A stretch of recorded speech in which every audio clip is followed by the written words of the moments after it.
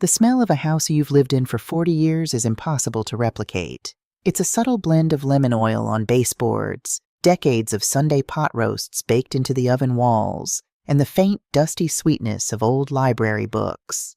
Standing in the center of my living room that crisp October morning, watching the movers carry out the last of my life in cardboard boxes, I felt a physical ache in my chest.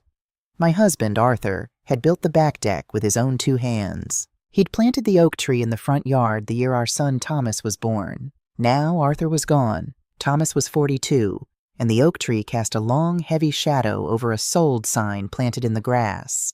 I was 65 years old, a retired elementary school teacher who had spent her entire life nurturing others, and I was terrified. "Mom, you're making the right choice," Tom had said just a month prior, sitting at my worn oak dining table. He was wearing a custom-tailored suit that probably cost more than my first car. He had that earnest, convincing smile he'd perfected as a regional sales director. "You shouldn't be living out here alone. The maintenance on this place is too much for you. Move in with Jessica and me. We have that massive guest room over the garage. You can help out with the kids, be part of the family, and finally relax." It sounded like a dream, a safe harbor. "And the money from the house?" I had asked, tracing the rim of my teacup. "I've got it all figured out." Tom had leaned in, placing his warm hand over my wrinkled one. "You hand the equity over to me, and I'll put it into a high-yield family trust managed by my wealth advisor. It'll grow tax-free. You'll have a nest egg, and you won't have to worry about a single bill for the rest of your life. I'll take care of everything, Mom. Haven't I always?" I wanted to believe him. More than anything, I wanted to stop worrying about leaky roofs and rising property taxes. I wanted to be a grandmother who baked cookies and read bedtime stories. So on closing day, I endorsed a cashier's check for $350,000, every penny of equity Arthur and I had scraped together over a lifetime, and handed it to my son. I didn't know it then, but I had just handed him the weapon he would use to destroy me. The transition from a homeowner to an uninvited guest didn't happen overnight. It was a slow, agonizing slide, masked by fake smiles and passive-aggressive notes. Tom and Jessica lived in a sprawling 6-bedroom McMansion in one of Chicago's most affluent suburbs. The neighborhood was a sea of manicured lawns, leased Range Rovers, and women who treated Pilates as a competitive sport. Jessica, my daughter-in-law, was 39, beautiful in a sharp, hungry sort of way, and fiercely protective of her image. Her Instagram was a curated gallery of perfection, organic meals, matching holiday pajamas, and #blessed captions. When I first arrived, I was given the suite above the garage. It was spacious, albeit freezing in the winter and stifling in the summer. For the first few weeks, things were pleasant. I made breakfast for my grandchildren, 8-year-old Leo and 5-year-old Mia. I felt useful. I felt loved. But then the boundaries began to shift. It started with small requests. "Peggy, since you're home, do you mind letting the cable guy in?" Then it was, "Peggy, could you throw this load of laundry in?" The housekeeper called out. I didn't mind helping. I was living under their roof, after all. But by month 3, the housekeeper was fired completely to save money, and I had unknowingly absorbed all her duties. I was the one scrubbing the marble countertops, ironing Tom's expensive dress shirts, and ferrying the kids to soccer practice. Meanwhile, the delivery trucks never stopped coming. Almost daily, I hauled heavy Amazon boxes or pristine packages from Nordstrom off the porch. Jessica was constantly redecorating. A new velvet sofa for the sitting room, custom silk drapes, $300 artisanal candles that she forbade anyone from actually lighting. One Tuesday afternoon, I was on my knees in the kitchen, scrubbing a stubborn marinara stain off the custom grout with a toothbrush. My back screamed in protest. Jessica breezed in from her morning tennis match, dressed in pristine white Lululemon, a venti iced latte sweating in her hand. She stepped over my legs without breaking stride. "Oh, Peggy, don't use the bleach on that," she sighed, not looking up from her phone. "It ruins the finish. Use the organic enzyme spray. And when you're done, Leo needs his baseball uniform washed. He has a game tonight." I stopped scrubbing, my hand trembling slightly. "Jessica, I'm feeling a bit under the weather today. My arthritis is acting up. Could you perhaps run the wash?" She stopped typing and finally looked at me. Her eyes, a pale, icy blue, narrowed. A smile that didn't reach her cheeks stretched across her face. Peggy, we're all stressed. Tom is working 70-hour weeks to provide for this family. The least you can do is help out around the house since you live here rent-free. Rent-free. The words hit me like a physical blow. I had given them $350,000. But in Jessica's mind, I was a charity case, a burden. When I tried to bring it up with Tom that evening, waiting in his home office until he finished a conference call, he barely looked away from his monitors. Tom, I need to talk about my money, I said quietly, gripping the edge of his mahogany desk.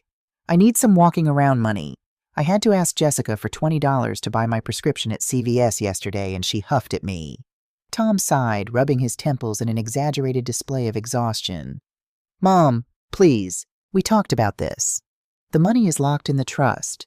Taking distributions now would trigger massive capital gains penalties. I'm paying for your groceries, your shelter.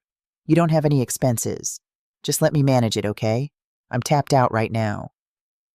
I retreated to my freezing room above the garage, pulling my old patchwork quilt up to my chin, and cried until I couldn't breathe. I was invisible. I was a ghost haunting a house I had paid to save. The breaking point arrived on a rainy Thursday in late November, right before Thanksgiving. I was in the kitchen, carefully peeling potatoes for dinner. The house was quiet. Too quiet. Tom had come home early from work, which was rare. I heard the low, urgent murmur of his voice coming from the living room, mingling with Jessica's sharp, clipped tones. I dried my hands on a towel and walked down the hallway. I didn't mean to eavesdrop, but the sound of my own name froze me in my tracks. I can't do it anymore, Tom, Jessica was hissing. She's constantly underfoot. She smells like old lotion and mothballs. She rearranged my pantry yesterday. My friends are coming over for the holiday party next week, and having her skulk around looking like a depressed maid is embarrassing. Jess, keep your voice down, Tom pleaded. His voice was weak, pleading. She's my mother. She gave us the house money. Which is gone, Jessica snapped. And we need that space above the garage. The breeder called. The golden doodle puppy is ready next week, and I need that room for his crate and training area. I'm not having a dog ruin my hardwood floors. I stopped breathing. A dog. She wanted to put me out for a designer dog. So what do you want me to do? Tom asked, his voice cracking. You show her the brochure, Jessica said coldly. You tell her it's for her own good, or I take the kids and go to my mother's. I mean it, Tom. A heavy silence fell. Then the sound of footsteps approaching the hallway. I scrambled back to the kitchen, picking up the peeler with shaking hands, my heart hammering against my ribs like a trapped bird. A moment later, Tom walked in. He wouldn't meet my eyes. In his hand was a glossy trifold pamphlet. He cleared his throat. Mom, can you sit down for a minute? I slowly put the potato down. I wiped my hands. I sat at the kitchen island, feeling entirely disconnected from my own body. Tom slid the brochure across the marble counter. The cover featured a stock photo of a smiling elderly woman holding a nurse's hand. The bold letters read, Shady Pines Assisted Living, Comfort for Your Golden Years. What is this, Tommy? I asked. I hadn't called him Tommy since he was 10 years old. Mom, Jess and I have been talking, he started, his eyes darting to the floor, to the fridge, anywhere but my face. This house is it's too chaotic for you, with the kids and my work and, well, we're getting a dog, a large breed. It wouldn't be safe for you with your arthritis. We found this place. It's state subsidized. They have bingo nights and a cafeteria and people your own age. I stared at him. The boy I had carried in my body, the boy I had stayed up with through fevers and heartbreaks, the boy whose college tuition I had paid by working summer school for 12 years. It's a nursing home, Tom. You want to put me in a state-run nursing home. It's an assisted living community, he corrected quickly. And it's affordable. Affordable? My voice was barely a whisper. I gave you $350,000. I have my own money. If I'm leaving, I want my money from the trust. I'll buy a condo. Tom's face flushed a deep, ugly crimson. He ran a hand through his hair. Mom, you don't understand how these financial instruments work. The money is tied up. It's illiquid. You can't just withdraw it. Jessica walked into the kitchen then, arms crossed, her face a mask of faux sympathy. Peggy, we're doing this out of love. We've already paid the first month's deposit at Shady Pines. They have a bed opening up on Monday. You have 3 days to pack. 3 days. 72 hours to erase my existence from their lives. They expected me to cry. They expected me to beg, to fall apart, to plead with them to let me stay in my freezing room above the garage. I saw the anticipation in Jessica's eyes. She was ready for the fight, ready to play the victim of a hysterical mother-in-law. But something inside me snapped. It wasn't a loud, dramatic break. It was a quiet, cold locking of a door in my soul. The mother who loved Thomas unconditionally died right there on that Italian marble countertop. What remained was Margaret Sullivan, a woman who had survived the death of her husband, a battle with breast cancer, and 30 years of teaching 30 wild children at a time. I looked at the brochure, then I looked at Jessica, and finally, at my son. "I see," I said, my voice eerily calm. 3 days. I'll need some boxes." Tom blinked, completely disarmed by my compliance. Yeah. Yeah, of course, Mom. I think there are some empty ones down in the basement in the utility room." "Thank you," I said. I stood up, left the half-peeled potatoes on the counter, and walked away. The basement of their house was fully finished, a sprawling man cave with a home theater, a wet bar, and a pool table.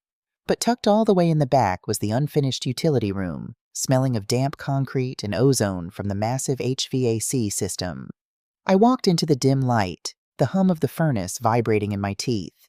There was a stack of flattened U-Haul boxes in the corner.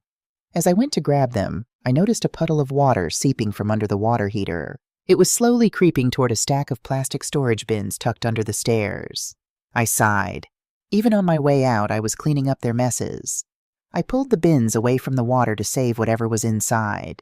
The top bin was heavy. The lid wasn't snapped shut properly, and as I dragged it, it caught on a nail protruding from the wooden stairs, flipping the bin onto its side. Hundreds of papers spilled out onto the dry concrete. I knelt down to gather them up, muttering under my breath. But as my fingers brushed against the top sheet, I froze. It was a bank statement. A joint checking account in the names of Thomas and Jessica Sullivan. The balance was shockingly low, barely $400. But it wasn't the current balance that caught my eye. It was the name of the bank. It was my bank. The one where Arthur and I had kept our savings for 40 years. The one where the cashier's check for the house had been drawn. My heart began to pound a slow, heavy rhythm against my ribs. I shouldn't look. It was an invasion of privacy. But the woman who respected boundaries was the woman who had just been discarded for a dog. I sat on the cold concrete floor and began sifting through the papers. There was no family trust. There never was. Instead, I found the paper trail of a financial slaughter. I found the deposit slip for my $350,000 cashier's check, deposited directly into their joint account 14 months ago. I traced where the money had gone. It was sickening. A $45,000 wire transfer to a company called Apex Credit Recovery to settle an impending lawsuit for unpaid credit cards. A $112,000 cashier's check to Wells Fargo Mortgage. A lump sum payment that had narrowly stopped their house from going into foreclosure the very month I moved in. $15,000 to a luxury travel agency for a 2-week trip to Turks and Caicos they took for Tom's work conference last spring.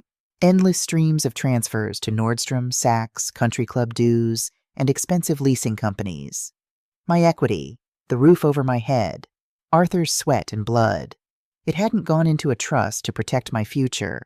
It had been poured into a bottomless pit of debt to fund their miserable fake plastic lives. I sat in the dim light of the basement, surrounded by the physical proof of my son's ultimate betrayal. I didn't shed a single tear. The sorrow was completely gone, burned away by a white-hot, terrifying fury. I neatly gathered the bank statements, the foreclosure notices, the credit card bills. I found a manila envelope and slid the most damning documents inside, sealing it shut. I wasn't just a discarded mother anymore. I was a victim of a crime, and they were going to pay for every single cent. Packing up 65 years of existence shouldn't take only 3 hours, but when you are stripping away everything except the absolute truth, the baggage gets remarkably light. I left the cashmere sweaters Jessica had bought me for Christmas, performative gifts she had made sure to photograph before I even took them out of the tissue paper. I left the designer perfumes that gave me migraines. I packed my sensible slacks, my comfortable walking shoes, Arthur's old flannel shirt that still faintly smelled of his Old Spice, and my small wooden jewelry box. And, hidden safely at the bottom of my sturdy leather tote bag, I packed the manila envelope filled with their financial ruin. When I brought my suitcases down to the grand foyer on Friday morning, Tom was waiting by the front door. He was wearing his weekend uniform, a quarter-zip Patagonia fleece, and an expression of manufactured deep concern. Jessica was nowhere to be seen, likely hiding in the master suite to avoid the unpleasantness of the mess she had orchestrated. "Mom, I called you an Uber Black," Tom said, stepping forward to take my bags. "I prepaid it. It'll take you straight to Shady Pines. I've already transferred your first month's allowance to the facility's commissary account. I'll come visit on Sunday, okay? We'll bring the kids." I looked at him, really looked at him. I saw the slight tremor in his jaw, the way he couldn't hold eye contact for more than a second. He was a coward, dressed up in a successful man's clothes. "Cancel the car, Thomas," I said quietly, gripping the handle of my suitcase. "I've already arranged my own ride." Tom blinked, completely thrown off script. "What do you mean? Where are you going? You have to check in by noon or we lose the deposit." "You lost a lot more than a deposit," I replied, my voice as smooth as glass. Before he could ask what I meant, a battered blue Honda Civic pulled into the circular driveway, crunching over the pristine white gravel. The horn honked twice, a loud, unapologetic sound that shattered the quiet elegance of the suburban morning. Tom stared out the window, his brow furrowing in confusion. Is that Barb?" "Goodbye, Thomas," I said. I didn't wait for him to open the door. I pushed past him, hauling my suitcase down the brick steps myself. He stood in the doorway, frozen, watching me leave. He didn't chase after me. He didn't beg me to stay. He just watched his mother walk away, probably relieved he didn't have to deal with the logistics of dropping me off at a nursing home. Barbara Mitchell had been my best friend since we were 22. She was a retired emergency room nurse from Cook County Hospital, a woman who had spent 30 years up to her elbows in trauma, gunshot wounds, and the absolute worst of human nature. She was short, stocky, fiercely independent, and had a vocabulary that would make a sailor blush. When I had called her at 6 a.m., my voice shaking, asking if I could stay in her spare room, she hadn't asked a single question. She just said, "I'm leaving now. Be outside." Barb popped the trunk. I threw my bags in, climbed into the passenger seat, and shut the door. "Drive," I said. Barb didn't say a word. She put the car in reverse, backed out of the driveway, and sped down the tree-lined street. We didn't speak until we were miles away, safely pulling into the driveway of her cozy, single-story ranch house in Oak Park. The yard was a bit overgrown, and the paint on the porch was chipping, but to me, it looked like a fortress. We walked inside, greeted by the enthusiastic thumping tail of her rescue Labrador, Buster. Barb pointed to the beige sofa in the living room. "Sit," she commanded gently. She walked into the kitchen and came back 2 minutes later with 2 chipped ceramic mugs filled not with coffee, but with straight Kentucky bourbon. It was barely 10 a.m. She handed me a mug, sat in the armchair across from me, and looked me dead in the eye. "All right, Peg," Barb said, her voice gravelly and firm. "Spill it." And I did. Sitting in the safety of Barb's living room, smelling the comforting scent of old books and dog hair, the dam finally broke. I didn't just cry. I sobbed. I wept for the house Arthur and I had built, for the $350,000 that had vanished into thin air, and most of all, I wept for the son I thought I had raised. I told her about the snooty comments, the unpaid labor, the brochure for the nursing home, and finally, I pulled the manila envelope from my tote bag and dumped the bank statements onto her coffee table. Barb didn't offer empty platitudes. She didn't pat my hand and tell me everything would be okay. She was a triage nurse. She knew how to assess a fatal wound. She picked up the bank statements, put on her reading glasses, and studied them in total silence for 10 minutes. The only sound in this room was the ticking of the grandfather clock in the hallway. Finally, she took off her glasses, tossed them onto the table, and took a long sip of her bourbon. "He didn't just drown, Peggy," Barb said, her voice dripping with disgust. "He used you as a life raft, and then he deliberately pushed your head underwater so he could stay afloat. He and that plastic Barbie doll he married." "I have nothing, Barb," I whispered, staring at my hands. "I am 65 years old, and I am completely broke. My pension barely covers my groceries and medications. My equity is gone. They took my whole life." Barb leaned forward, her elbows on her knees, bringing her face close to mine. Her eyes were fierce, burning with a protective fire. "Listen to me, Margaret Sullivan," she said sharply. "You do not cry over a tumor. You cut it out. You spent 30 years teaching children how to read, how to behave, how to be decent human beings. Your son clearly missed the lesson on basic human decency, so it is time for a parent-teacher conference." I looked at her, wiping a tear from my cheek. "What can I do? The money was a gift. I signed the cashier's check over to him. Legally, I handed it to him. I was stupid. I trusted him." "We don't know the whole legal picture yet," Barb countered, tapping the paperwork. "But these are just their joint accounts. Before we go to war, we need to know exactly how much ammunition we have and exactly where your perimeter is breached. Have you checked your own personal accounts? Your credit?" I shook my head. "No. My teacher's pension goes into my checking account at First National. I haven't used a credit card in 5 years. Arthur hated debt." "Good," Barb said, standing up and grabbing her car keys. "Go wash your face. Put on some lipstick. The red one. We're going to the bank." The First National Bank downtown was an imposing building of marble and brass, the kind of place designed to make you feel small. But walking through those heavy glass doors with Barb flanking me like a bodyguard, I stood up straight. I wasn't an old woman being shuffled off to a state-run facility. I was a citizen demanding answers. We sat down in the cubicle of a senior personal banker named Marcus. He was a young man, probably in his early 30s, wearing a crisp suit and a warm professional smile. "Mrs. Sullivan, it's a pleasure to see you. How can I help you today?" Marcus asked, clicking his mouse to pull up my profile. "Marcus, I need to do a full, comprehensive audit of my financial profile," I said, keeping my voice steady and authoritative. "I want to check the balances on my checking and savings, and I need you to pull a hard inquiry on my credit report from all 3 major bureaus." Marcus raised an eyebrow, slightly surprised by the specific terminology, but he nodded. "Of course. Let's start with your deposit accounts." He tapped his keyboard. "All right. Your teacher's pension direct deposit cleared 2 days ago. Your checking account is perfectly healthy, sitting at a little over $4,000. Your emergency savings has $8,000. I let out a breath I didn't know I was holding. Thank God. At least he hadn't touched my pension. "Okay," I said, sad. "Now the credit report." "Certainly," Marcus said. "I'll run the inquiry now. Give the system just a moment." He turned his monitor slightly so I couldn't see the screen as the system processed. For a few seconds, the cubicle was silent, save for the clicking of his mouse. Then Marcus stopped clicking. I watched the color drain from his face. His professional smile vanished, replaced by a deep, troubled frown.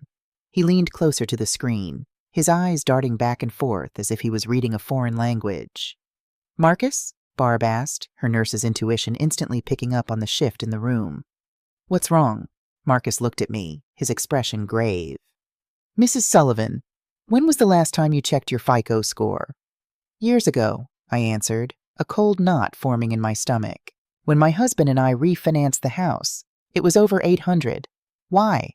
Marcus slowly turned the monitor around to face me. "Mrs. Sullivan, your current credit score is 512. It's in the subprime category." The number didn't make any sense. It was impossible. "That can't be right," I stammered. "I don't have any debt. I own my car outright. I don't have a mortgage anymore." "According to this," Marcus said gently, pointing to a section of the screen highlighted in glaring red, "you have 2 active platinum credit accounts, one with Chase, one with Capital One. Both were opened approximately 13 months ago.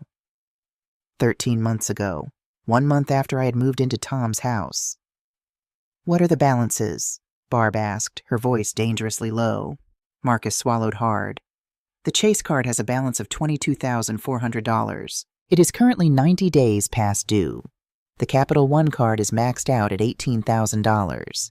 It is currently in collections. The total outstanding debt in your name is over $40,000. The walls of the bank seemed to rush inward. The hum of the air conditioning sounded like a roaring waterfall in my ears. $40,000. Past due. Collections. "I didn't open those accounts," I whispered, the words tasting like ash in my mouth. "I have never seen those cards. I never signed for them." Marcus clicked a few more buttons, bringing up the account details. Mrs. Sullivan, the billing address for both of these cards is a P.O. box in downtown Chicago, not your residential address, and the secondary contact email listed on the applications. He highlighted a line of text on the screen. thomas.sullivan.sales@gmail.com. I stared at my son's name on the screen. The letters seemed to blur, morphing into something ugly and grotesque. He hadn't just taken the money I willingly gave him. Taking the equity from the house was a breach of trust, a moral failure. But this was something entirely different. To open a credit card in my name, he would have had to input my social security number. He would have had to forge my electronic signature. He had actively, deliberately stolen my identity to fund his wife's shopping sprees and his own pathetic facade of wealth. He hadn't just stolen my past. He had stolen my future. He had made sure that even if I tried to leave, I wouldn't be able to rent an apartment, get a loan, or pass a credit check for the rest of my life. He had intentionally trapped me. "Mrs. Sullivan?" Marcus's voice broke through the ringing in my ears. He pushed a box of tissues across the desk, looking at me with profound pity. "I am so sorry. This is a classic case of family identity theft. We need to freeze your credit immediately, and you need to file a police report." I didn't take the tissue. The time for crying was over. The sorrow that had weighed me down since Arthur's death evaporated completely, leaving behind a sharp, crystalline clarity. The mother who would have protected her son from the consequences of his actions was dead. Thomas had killed her. I sat up perfectly straight, smoothing the wrinkles from my wool slacks. I looked at Marcus, my eyes dry and cold. "Freeze everything," I said, my voice echoing with a terrifying calm. "Lock down my social security number. Print out every single document, every application, every IP address associated with those accounts." Marcus nodded quickly, his fingers flying across the keyboard. "Yes, ma'am. Right away. Do you want me to help you call the local precinct?" "No," I replied, turning to look at Barb, who was smiling a grim, predatory smile. "A police report is too small for what he did to me." I reached into my tote bag and rested my hand on the manila envelope. "I don't just want to report him," I said. "I am going to take his entire life apart, brick by brick. Marcus, do you know a good lawyer? There is a specific kind of rage that doesn't scream or throw plates. It's a quiet, cold, and calculating anger. It settles in your bones like winter frost, freezing over every ounce of sympathy you ever had." As I walked out of First National Bank with Barbara by my side, gripping a folder containing the printed proof of my son's felony identity theft, I felt that frost solidify around my heart. The next day was Saturday, Jessica's much-anticipated end-of-autumn neighborhood barbecue. She had been planning it for weeks. It was her opportunity to showcase the new patio furniture, her perfect family, and her husband's supposed success to the partners at Tom's firm and the neighborhood country club elite. "You don't have to do this," Barb said as we sat in her idling Civic, parked 2 houses down from Tom and Jessica's pristine suburban lawn. "We can just take this straight to the lawyer on Monday. You don't have to subject yourself to them." I looked out the window. I could see the smoke rising from Tom's expensive green egg smoker. I could hear the faint, pulsing beat of whatever trendy music Jessica had playing on the outdoor sound system. I saw the Lexus SUVs lining the street. "If I go to a lawyer quietly, Tom will spin it," I said, my voice eerily calm. "He'll tell his friends I'm losing my mind. He'll tell the neighbors I had a paranoid episode and moved out. Narcissists survive in the dark, Barb. They build their entire lives on maintaining the illusion. I'm going to go turn on the floodlights." I stepped out of the car. I was wearing my best-tailored navy blazer, pearls, and a fresh coat of the red lipstick Barb had insisted upon. I didn't look like a battered, discarded old woman. I looked like a woman who owned herself. I walked up the driveway. The heavy wooden gate leading to the backyard was propped open. As I stepped onto the flagstone patio, the scene was exactly as I had pictured. String lights hung above the immaculate lawn. Waitstaff, because of course Jessica had hired caterers for a backyard barbecue, circulated with trays of Prosecco and artisanal sliders. Tom was standing by the grill, holding a pair of tongs, laughing loudly at a joke told by a man I recognized as his firm's senior partner. Jessica was holding court near the fire pit, wearing a flowing designer sundress, tossing her blonde hair as she gossiped with the neighborhood wives. I walked directly into the center of the patio. I didn't try to blend in. I didn't stop to say hello. I walked with the deliberate, measured steps of an executioner. It took a few seconds for people to notice the shift in the atmosphere. The conversation nearest to me tapered off. Then the silence rippled outward, spreading across the lawn until the only sound was the crackle of the fire pit and the low hum of the outdoor speakers. Tom turned around, the laugh dying on his lips. When he saw me, the color drained from his face so fast he looked as though he might faint. He dropped the metal tongs onto the stone pavers with a loud, jarring clatter. "Mom?" he whispered. Jessica's head snapped toward me. Her eyes widened, not with guilt, but with immediate, visceral fury that I had dared to interrupt her performance. She put down her Prosecco and marched toward me, her fake hostess smile plastered onto her face like a plastic mask.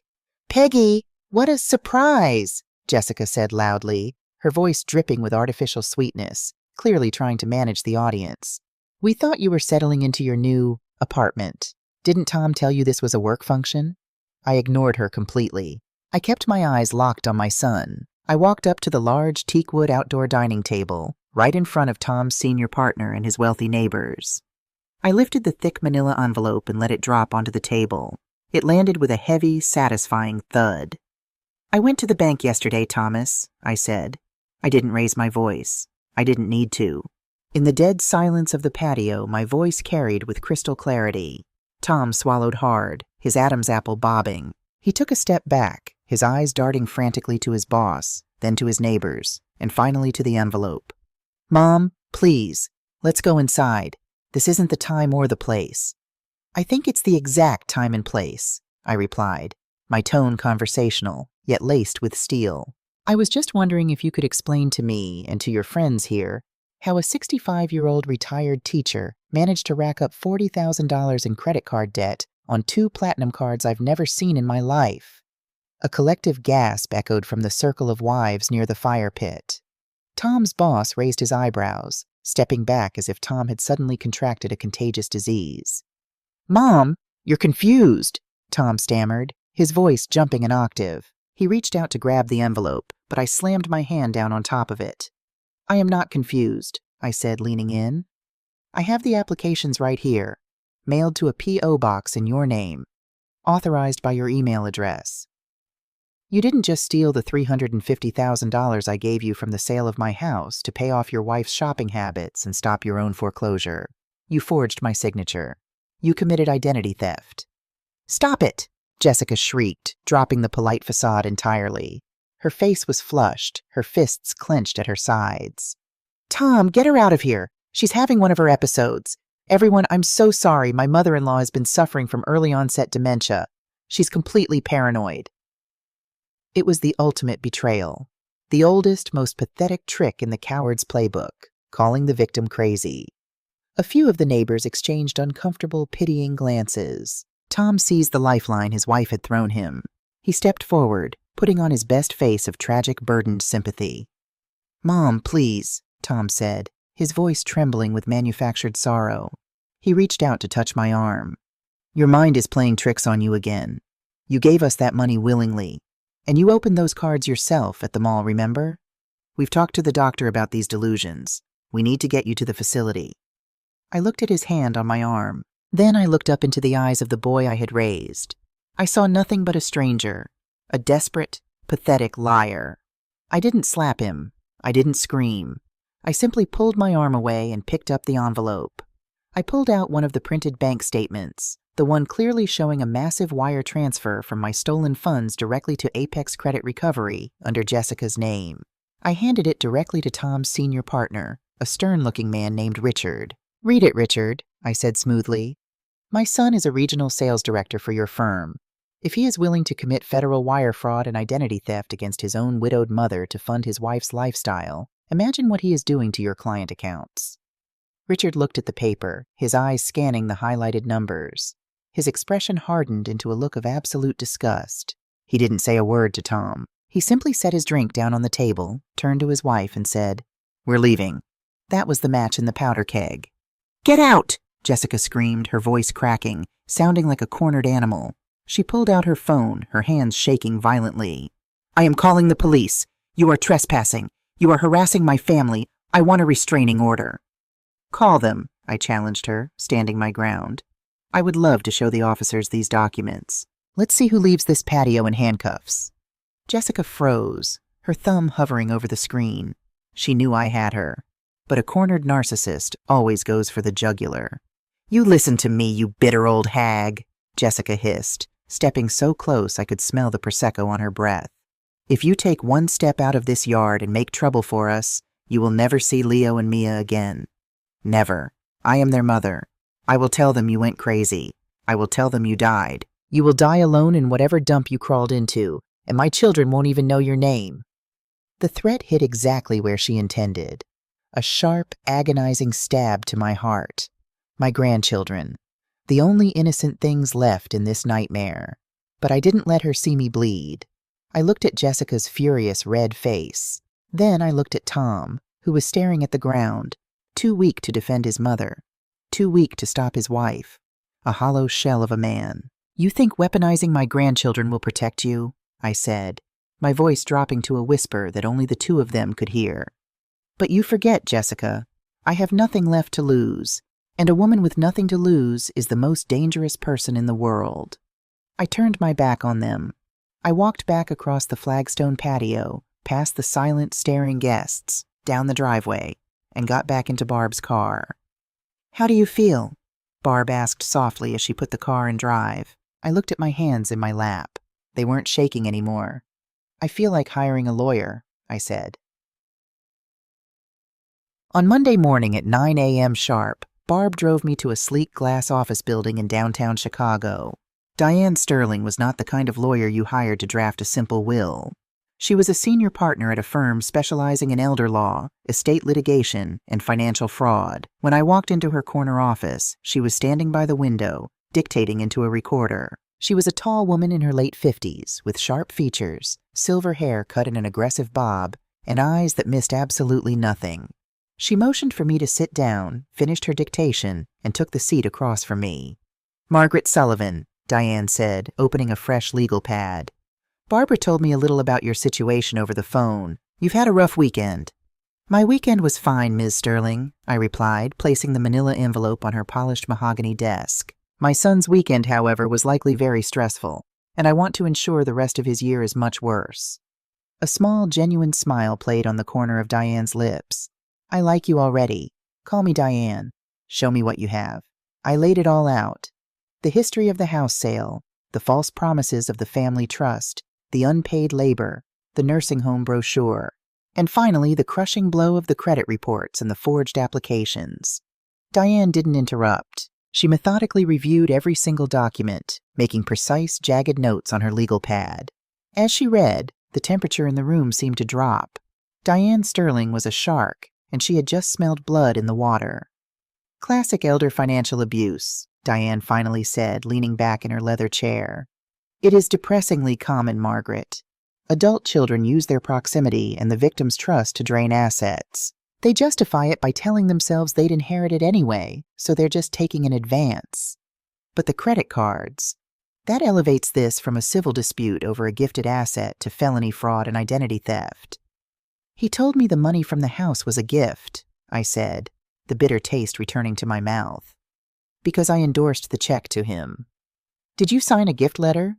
Diane asked sharply. For tax purposes? No, I said.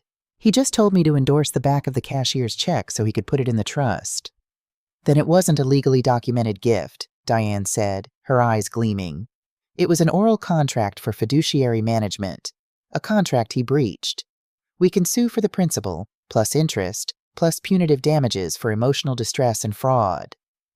I don't just want to sue him, I said. He owes me $350,000, plus the $40,000 on the cards. But Jessica threatened to cut me off from my grandchildren. They think they can hide behind their fake money in their big house. I want to take it all down. Diane tapped her gold pen against the desk. Margaret, if we go to war, it's going to get ugly. Your son could face prison time for the forgery. Are you prepared for that? I thought of Tom standing silently while Jessica threatened me. I thought of the room above the garage. I thought of my husband's sweat equity being used to buy designer shoes. I spent 40 years teaching my students that actions have consequences, I said evenly. It's time Thomas learned his. Diane nodded slowly, a predatory grin spreading across her face. All right then, we don't just play defense, we play offense. I am going to file a civil suit for fraud, breach of fiduciary duty, and elder abuse. Concurrently, I'm going to contact the district attorney's white-collar crime division regarding the identity theft. But first, she leaned forward. We initiate discovery. I am going to subpoena every single financial record attached to Thomas and Jessica Sullivan. Bank accounts, retirement funds, offshore accounts, Venmo transactions, credit cards. I want to see every penny that came in and every penny that went out. We are going to financially undress them. The legal process is rarely as fast as it is on television. For 3 long weeks, I lived in Barb's spare room. I didn't hear a word from Tom or Jessica. They didn't call. They didn't text. They were likely scrambling, hiring their own defense attorneys, watching the walls close in as Diane's subpoenas hit their banks like tactical airstrikes. It was a Tuesday afternoon when Diane's office finally called. Her paralegal asked me to come in immediately. "Diane found something," was all she said. When Barb and I walked into Diane's office, the lawyer was standing over a massive conference table covered in hundreds of pages of financial spreadsheets, highlighted in neon pink and yellow. "Sit down, Margaret," Diane said. There was a strange edge to her voice. Not just professional satisfaction, but genuine shock. "Did you find the rest of my money?" I asked, taking a seat. "Oh, I found it," Diane said, picking up a thick stack of papers stapled together. "Your son is a fool, Margaret. He is a weak, incompetent fool. But your daughter-in-law? She is a mastermind of deceit." I frowned, looking at Barb, who looked equally confused. "What do you mean?" Diane placed the stack of papers in front of me. "I went through their joint accounts. Yes, your $350,000 was deposited there. And yes, Tom used about $150,000 of it to save his house and pay off his own debts. But Tom hasn't had control of that account for the last 8 months. Diane pointed to a series of yellow highlights. "Look at the withdrawal patterns. Small transfers at first. 2,000 here, 5,000 there. Moving from the joint account into a private, undisclosed checking account under Jessica's maiden name. An account Tom's name is not attached to." My stomach tightened. She was stealing from him? From the money he stole from me? "It gets worse," Diane said, her voice dropping. 3 months ago, right around the time they decided they wanted to put you in a nursing home, Jessica executed a massive wire transfer from her private account. Diane flipped to the last page. $100,000, wired directly to an offshore account in the Cayman Islands. But the account isn't in Jessica's name. "Whose name is it in?" Barb asked, leaning over the table. Diane looked directly into my eyes. "It's in the name of Patricia Sterling, Jessica's mother." The room went dead silent. I stared at the black and white ink on the page, the numbers burning into my retinas.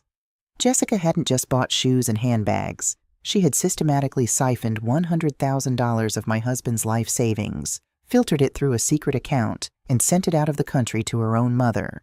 A mother who lived comfortably in Florida and had never worked a day in her life. And the most pathetic part? "Tom doesn't know, does he?" I whispered. "According to the forensic accountant, absolutely not," Diane confirmed. Tom's personal emails and texts during that period show him panicking about cash flow, trying to figure out why the account balances were dropping so fast. Jessica was telling him the cost of living was going up, that the kids' private school tuition had spiked. She was bleeding him dry, and he was too oblivious to see it. A cold, dark laugh bubbled up from my chest. It wasn't a laugh of joy. It was the sound of absolute, devastating irony. Tom had sold his soul, betrayed his mother, and committed a felony to appease a woman who was actively robbing him blind. "Diane," I said, looking up, the frost in my heart turning into solid ice. "What do we do with this?" Diane Sterling smiled. It was a terrifying, beautiful thing to witness. "We do exactly what you do when you want to destroy an alliance, Margaret," Diane said smoothly. "We let them destroy each other. I'm going to send this specific discovery packet to Tom's defense attorney tomorrow morning. And then we sit back and we watch the house burn down. Sending a financial grenade into a crumbling marriage is a quiet affair on paper.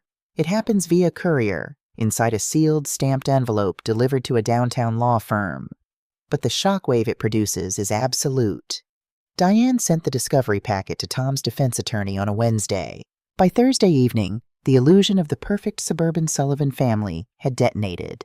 We didn't have to guess what happened. The public record told the story for us. When Tom was confronted by his lawyer with the undeniable proof that his wife had systematically embezzled $100,000 of the stolen money right under his nose, he didn't confront her like a man. He panicked like a cornered animal. But Jessica, true to her nature, was already 3 steps ahead, playing the victim before Tom even knew the game had started. On Friday morning, Diane called me, her voice practically vibrating with grim amusement.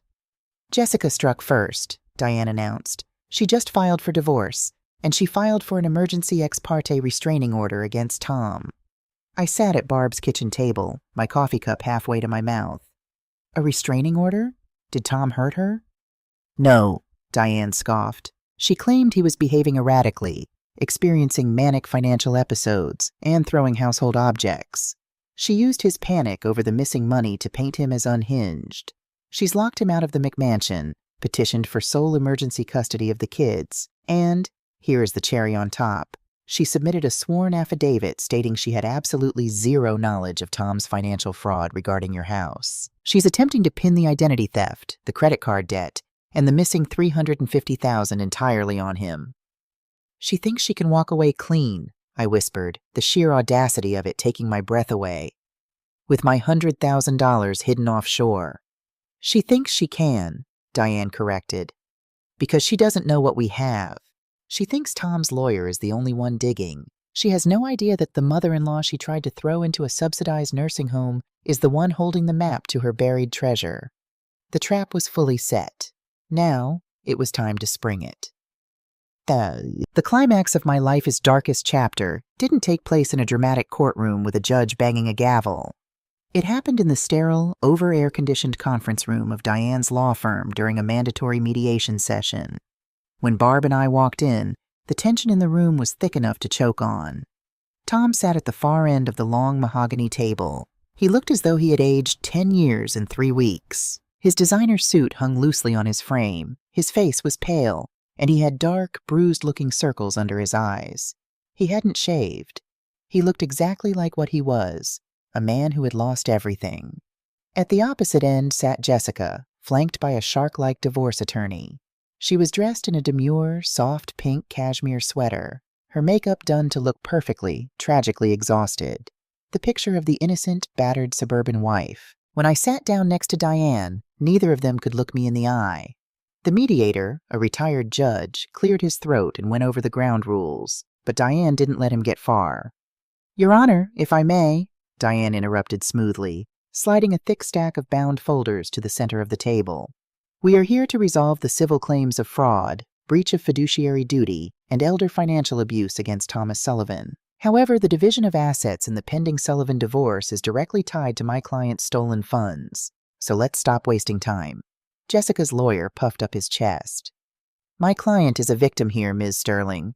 She was kept entirely in the dark about Thomas's abhorrent financial abuse of his mother. We intend to ask the court that Jessica be held harmless from any civil restitution." Diane didn't argue. She simply opened her folder. "Jessica, on August 14th of last year, did you or did you not execute a wire transfer of $100,000 from a private checking account in your maiden name to an offshore account held by your mother, Patricia Sterling, in the Cayman Islands?" The color vanished from Jessica's face so quickly I thought she might pass out. Her lawyer froze, his mouth half open. Tom's head snapped up. He stared at Jessica, his eyes wide with a mixture of rage and profound betrayal. "You told me that money was gone," Tom hissed, his voice cracking. "You said the living expenses were eating it. You sent it to your mother?" "Don't answer that," Jessica's lawyer barked, holding a hand up. But Diane was relentless. She slid copies of the wire transfers, the IP address logs, and the offshore account routing numbers across the table. "You didn't just spend my client's money, Jessica," Diane said, her voice like a whip. "You actively embezzled it, structured the transfers to avoid IRS detection, and committed perjury on your financial disclosure affidavit for this divorce. The district attorney's office is going to be very interested in this." Jessica looked like a cornered rat. The demure, soft-spoken facade shattered. "He stole it first," she shrieked, pointing a shaking finger at Tom. "He forged her name on those credit cards. I didn't forge anything. I just secured my children's future because I knew he was a failure. You secured your mother's future, I said. It was the first time I had spoken since entering the room. The room fell silent. I looked at Jessica, then at Tom. This is how it ends, I said, my voice steady, carrying the weight of absolute authority. I turned to my son. Thomas, I have the evidence to send you to federal prison for identity theft, and I have the evidence to send your wife to prison for wire fraud and perjury, but I am not going to let my grandchildren visit both of their parents behind glass. I pushed a legally binding settlement agreement across the table toward him. Here is the deal, I told him. You will testify against Jessica in the divorce proceedings. You will formally admit to the court that she was a willing co-conspirator in the embezzlement. You will sign over full equity of whatever is left of your estate to me. In exchange, I will drop the civil suit against you, and I will ask the district attorney to accept a plea deal for probation on the identity theft charges. Tom stared at the paper. Tears were streaming down his face, dropping onto the collar of his expensive wrinkled shirt. And Jessica, Diane added, turning her cold gaze to my daughter-in-law, you will repatriate the $100,000 within 48 hours. You will drop the bogus restraining order, concede primary custody to Thomas, and you will walk away from this marriage with absolutely nothing. If you fight us, I will personally hand-deliver this file to the federal prosecutor, and you will do hard time. Jessica's lawyer leaned in, whispering frantically into her ear. I watched the fight drain out of her. The arrogance, the sneer, the entitlement, it all melted away, leaving a terrified, hollow woman. Tom picked up the pen. His hand was shaking violently. He looked at me one last time, searching for the mother who used to make him chicken soup, the mother who used to protect him from the dark. He didn't find her. He found a woman made of steel. Tom signed the paper. It is a funny thing about the universe. Just when you think you have mapped out exactly how justice will be served, fate steps in and delivers a punchline you never saw coming. 2 months after the mediation, the stock market took a massive, unprecedented dive. The tech bubble burst, and a string of high-profile investment funds collapsed overnight. I was sitting in Diane's office, finalizing the transfer of the recovered funds, when she showed me the financial news on her tablet. Remember that high-yield family trust Tom promised to put your house money into? Diane asked, tapping the screen. The one managed by his so-called brilliant wealth advisor friend? I nodded. The one that never existed. Well, the fund itself existed, Diane said, a wry smile on her face. And it just filed for Chapter 11 bankruptcy. It was over-leveraged in toxic assets. Every single investor was completely wiped out. Pennies on the dollar. I stared at the headline, the realization washing over me like a bucket of ice water. If Tom had been a good son, if he had actually taken my $350,000 and invested it exactly where he promised he would, legally and ethically, I would have lost every single cent. And it would have been perfectly legal. I would have had no recourse. But because Tom was a thief, because he stole the cash to pay off his mortgage and his wife's credit cards, the money didn't evaporate into the stock market. It transformed into a tangible, legally binding personal debt. To pay me back, the court forced the sale of their McMansion. Tom's greed had inadvertently protected my principal.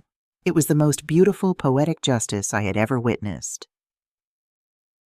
A year is a long time when you are building a life from scratch. Today, the sun is shining brightly through the sliding glass doors of my 2-bedroom condominium in Sarasota, Florida. I can hear the faint sound of seagulls and the gentle crashing of the Gulf Coast waves. I am standing in my own kitchen, at my own counter, covered in flour. 8-year-old Leo is furiously whisking a bowl of brownie batter, while little Mia, now 6, is carefully placing chocolate chips onto a baking sheet, counting them under her breath. "Grandma, can I lick the spoon?" Leo asks, looking up with a streak of chocolate across his nose. "Only if you don't tell your father," I wink at him, handing over the wooden spoon. Tom lives 3 miles away. He rents a small, cramped studio apartment above a dry cleaner. He lost his high-paying job at the firm after the public humiliation of the divorce and the probation for his misdemeanor plea deal. He now works as a mid-level manager at a logistics company during the day and drives an Uber at night to make his court-ordered restitution payments to me. We are not close. The boy I raised is gone, and the man who remains is someone I keep at arm's length. But he has joint custody of the children, and he brings them to me every weekend. He is learning, the hard way, How to be a Father. As for Jessica, the court stripped her of everything. She lives in a rundown apartment complex on the outskirts of Tampa. Last I heard from Leo, she took a job working the customer service desk at a local supermarket. She spends her days arguing over expired coupons, her designer wardrobe long gone, her curated Instagram feed deleted entirely. I wipe my hands on my apron and look out the window at the palm trees swaying in the breeze. I gave my son everything I had, and he tried to erase me. They thought because my hair was gray and my hands were wrinkled, I was weak. They thought I was just an old woman who would quietly fade away into the sterile halls of a subsidized nursing home. But family is not a free pass for abuse. And love, true love, does not mean allowing yourself to be destroyed so that others can live comfortably. Sometimes the greatest lesson you can teach your children isn't how to ride a bike or tie their shoes. Sometimes the greatest lesson you can teach them is that actions have consequences and that a mother's love has boundaries. I am Margaret Sullivan. I am 66 years old, and for the first time in my life, I am exactly where I belong.